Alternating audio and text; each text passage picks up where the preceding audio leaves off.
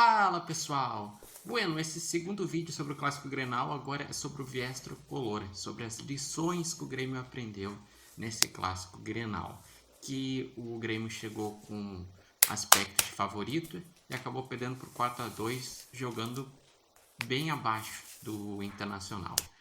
Bueno, primeiramente em relação à lição que se fica, eu digo que talvez não seja nem do Grêmio, seja para a imprensa de forma geral, que não se pode pegar na semana Grenal e ficar falando certo time é muito favorito, certo time vai lá e vai golear. Isso porque isso chega no outro lado, isso serve como um combustível para o outro lado.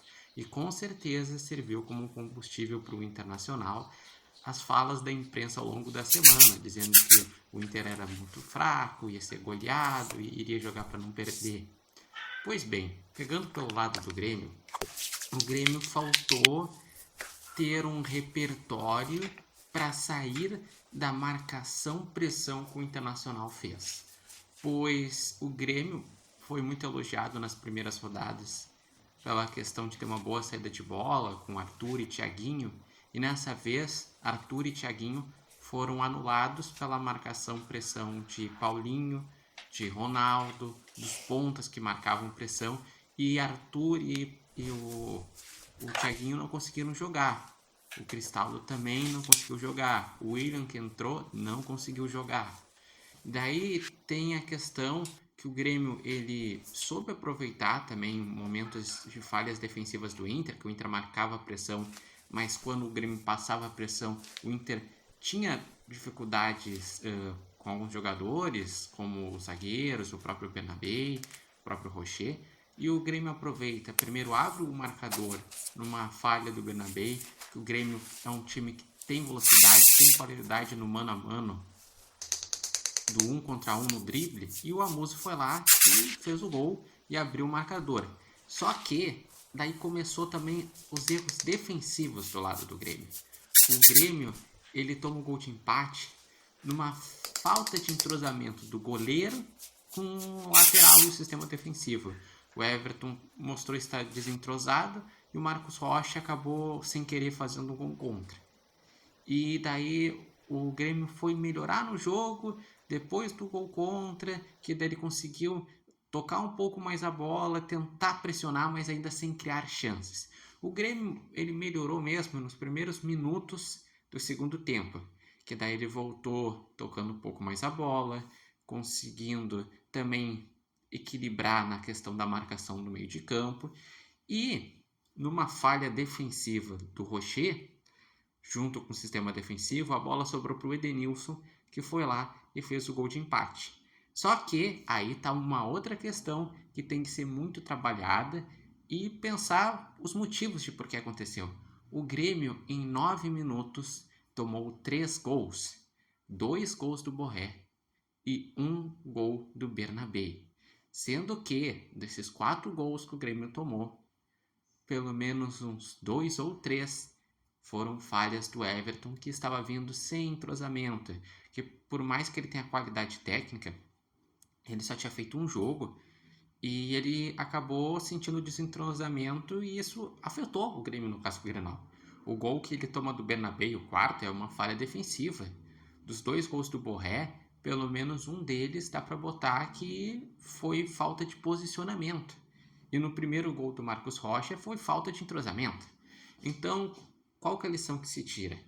O Grêmio ele tem qualidade técnica, mas ele vai precisar também trabalhar a questão emocional para momentos de dificuldade em relação a confrontos com times de Série A e ter intensidade. E basicamente o Grêmio agora depois no meio de semana vai enfrentar o Fluminense no Brasileirão, fora de casa, um jogo difícil. O Grêmio vai ter que buscar ter esse equilíbrio emocional e intensidade com a bola que não teve nesse jogo. Pois o Fluminense é um time forte, que fez um bom Brasileirão, e o Grêmio é um time que tem qualidade, melhorou muito com as contratações, tem Arthur, tem Carlos Vinícius, tem TT, mas que precisa pegar forte em encontrar alternativas quando o adversário consegue estudar o Grêmio. Que o mérito do Inter e foi o demérito do Grêmio, o Inter estudou o Grêmio, conseguiu anular o Grêmio e o Grêmio não conseguiu sair da arapuca que o Inter montou para o Grêmio. E além disso, teve questões defensivas importantes.